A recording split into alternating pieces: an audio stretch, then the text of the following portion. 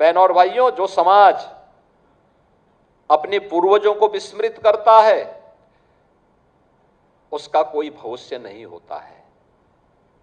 दुर्भाग्य से भारत की परंपरा को, भारत के मूल्यों को, भारत के आदर्शों को विस्मृत करके,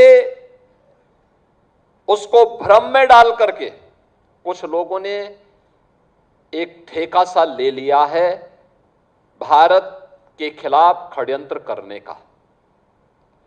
मैं बहुत शक हूं उन चीजों को देख करके। मैं भी पिछले दिनों इस रायबरेली के सांसद श्री राहुल गांधी जी के एक बयान को पढ़ रहा था। उनका बयान, ये महाराष्ट्र के अंदर उन्होंने एक बयान दिया और उन्होंने बयान दिया कि महिलाएं मनुस्मृति के बंधन को तोड़ करके अब बाहर आ जाएं। राहुल जी एक राहुल गांधी के रूप में आपसे देश बहुत अपेक्षा नहीं करता है, कोई अपेक्षा नहीं करता है। लेकिन भारत की संसद में, भारत की सर्वोच्च पंचायत में नेता प्रतिपक्ष के रूप में आपको देश के लोकतंत्र के प्रति जवाबदेही बनाता है। आपने भारत के संविधान की शपथ ली थी और संविधान की शपथ लेकर के आप भारत की परंपरा को, भारत की विरासत को कोसना अपना जन्मसिद्ध अधिकार समझते हैं। आप यूपी के बाहर जाते हैं तो यूपी को लांछित और अपमानित करते हैं, भारत के बाहर जाते हैं तो भारत का अपमान करते हैं।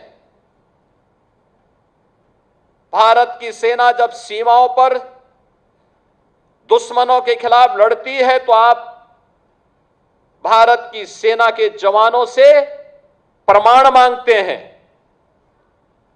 आतंकवाद के खिलाफ देश की लड़ाई में देशद्रोही तत्वों को आप प्रत्यक्ष और अप्रत्यक्ष रूप से प्रोत्साहित करते हैं।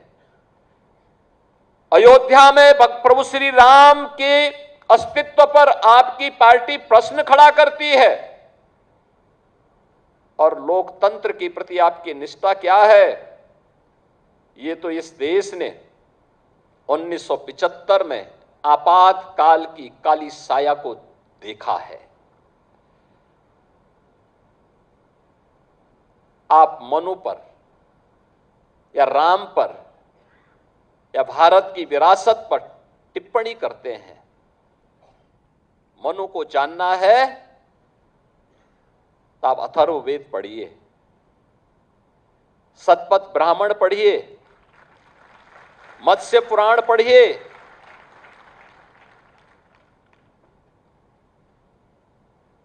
आपको सारी जानकारियां मिल जाएंगी। मैं पूछना चाहता हूं, कौन ऐसा व्यक्ति है जिसके जीवन में किसी न किसी रूप में, मां के रूप में या बहन के रूप में या पत्नी के रूप में या फिर बेटे के रूप में किसी महिला का संरक्षण उसे न प्राप्त होता हो? कौन ऐसा व्यक्ति है? क्या कोई बेटी पिता के बगैर है? क्या कोई बहन भाई के बगैर है? क्या कोई पत्नी पति के बगैर अपने अस्तित्व को मानती है?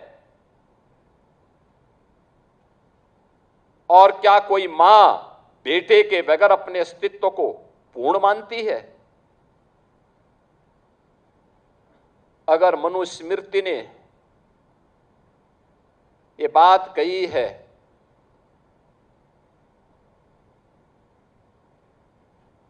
आप बताइए सही बात क्या है? और आप भारत के बच्चों को, भारत के नौनिहालों को उस दिशा में क्यों ले जाना चाहते हैं जहां पर किसी माता को या किसी अन्य व्यक्ति को बाद में लज्जित होकर के माफी मांगनी पड़े।